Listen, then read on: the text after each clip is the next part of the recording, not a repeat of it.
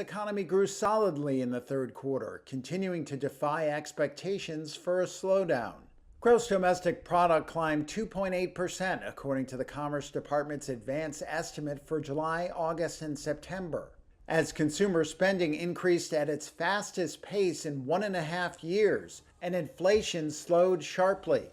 It comes a week before the presidential election between Kamala Harris and Donald Trump, with the health of the economy top of mind for American voters who have grumbled about high food and housing costs. The 2.8% growth was below the 3% forecast in the Reuters poll and the 3% reported in the second quarter, though one economist told Reuters, quote, "What's not to like?" The report showed robust business spending on equipment last quarter, increasing at the fastest rate since the second quarter of 2023. Though the labor market has slowed, layoffs are near historic low levels, and wages continue to rise at a solid clip. Household net worth has risen thanks to a stock market boom and higher house prices. Savings remain high, and inflation has also cooled down significantly, offering relief for households, especially lower-income families. A separate report from the National Association of Realtors showed the housing market gaining steam. Contracts to buy previously owned homes in the U.S. jumped by the most in more than 4 years in September, on a mix of more attractive interest rates and improving inventory of properties for sale. Britain is on course for big tax rises and more public spending. Finance Minister Rachel Reeves delivered her first budget on Wednesday. She said she would raise taxes by $52 billion or £40 billion and invest heavily. Change must be felt. More pounds in people's pockets. An NHS that is there when you need it. An economy that is growing, creating wealth and opportunity for all. Because that is the only way to improve living standards. And the only way to drive economic growth is to invest, invest, invest. Reeves was scathing about the previously ruling Conservative Party. She accused them of leaving public services broken after their 14 years in power. She further said Labour inherited a $28.5 billion shortfall in public finances when it came to power in July. Any Chancellor standing here today would have to face this reality. And any responsible Chancellor would take action. First reactions to the speech suggested investors had taken the plans well as government bond prices rose. One leading economic think tank believes the tax hikes would be equivalent to 1.25% of economic output. That was only surpassed in recent history in 1993 by a budget plan under the Conservatives. Reeves also said she would raise the rate of social security contributions paid by employers to 1.2 percentage points. That will raise it to 15% from April next year, and the move could raise an extra $32.5 billion a year in 5 years' time. Company bosses had warned higher taxes on them could hurt Labour's promise to turn Britain into the fastest growing Group of 7 economy. Reeves announced a string of other revenue-raising moves. They included changes to the tax rules on capital gains and inheritances and tax paid by non-domiciled residents.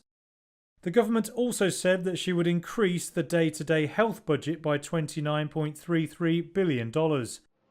And Reeves also aims to accelerate around $90 billion of investment through the newly created National Wealth Fund to drive investment and build new infrastructure. The Eurozone economy grew faster than expected last quarter, but it wasn't enough to improve a weak outlook. Official data showed Wednesday gross domestic product in the 20 countries sharing the euro grew by 0.4% from the previous 3 months. It beat expectations but still showed weakness as industry stayed in recession. Household consumption also barely grew. The bloc stayed on pace for full-year growth at or just under 1%. The biggest surprise in Wednesday's numbers came from Germany. Europe's largest economy grew by 0.2% on higher public and private consumption. That was despite officials predicting a recession given the struggles of its huge industrial sector. France and Spain also showed unexpected resilience, But the figures indicate the bloc is still behind the US, which reports annual growth figures Wednesday. On Tuesday, US presidential candidate Donald Trump threatened Europe will pay a big price if he wins. He's also promised to impose a 10% tariff on imports from all countries. Any new tariffs would likely lead to retaliation, raise costs, and lower global trade. US trade hostility would come on top of escalating tensions with China. The EU decided this week to raise tariffs on Chinese-built electric vehicles to as much as 45.3%. Looking ahead, markets have priced in another interest rate cut from the European Central Bank of 25 basis points in December. Stellantis endured a bumpy ride in the third quarter as revenue fell 27%. The automaker blamed reduced shipments and lower pricing power. It posted revenues of $35.8 billion, which slightly beat analyst expectations. The better-than-expected results pleased investors and shares rose 2.4% on Thursday. Stellantis said shipments fell just over a fifth to 1.17 million vehicles and cited gaps in the product lineup as the main driver of the decline. But the company said it was still on track to launch approximately 20 new models this year. It also said inventory reduction in the US is running at a faster rate than expected. The auto giant wants to fix bloated inventories and poor commercial performance that led to its profit warning last month. Stellantis' specific problems have combined with broader struggles for Western automakers. They include soft global demand, especially for electric vehicles, and tech transition challenges. They also face more competition from Chinese rivals. Europe's biggest automaker Volkswagen is assessing plans to shut at least 3 factories in Germany. It's also weighing whether to lay off tens of thousands of staff.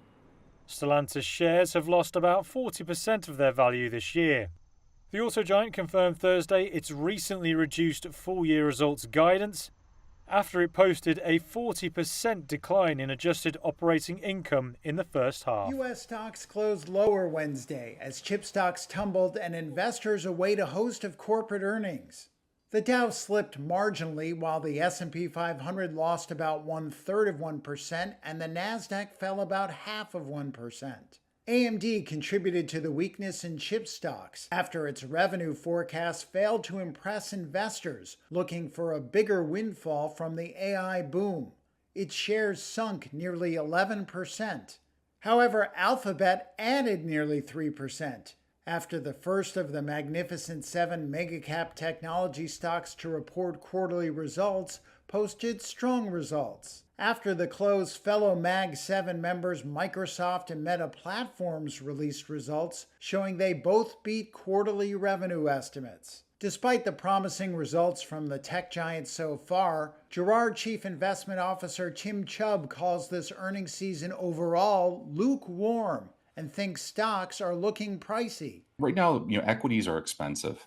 We have priced in a lot of, really positive news for next year. You look at some of the earnings growth estimates for 2025, and they're in the low to mid-teen, range. And so much of that is being predicated on just the spending that we've seen and how concentrated, we've seen the spending within the Magnificent Seven companies as these hyperscalers have been, building out their AI capabilities. And so, looking under the surface, there are very few sectors, companies that are really experiencing an environment where earnings are growing, top line is moving in the right direction. In economic data, the U.S. gross domestic product increased at a 2.8% annualized rate, according to the Commerce Department's advance estimate of third quarter GDP. That was slightly below economists' forecast of 3% growth. A separate report showed U.S. private payrolls grew more than expected in October.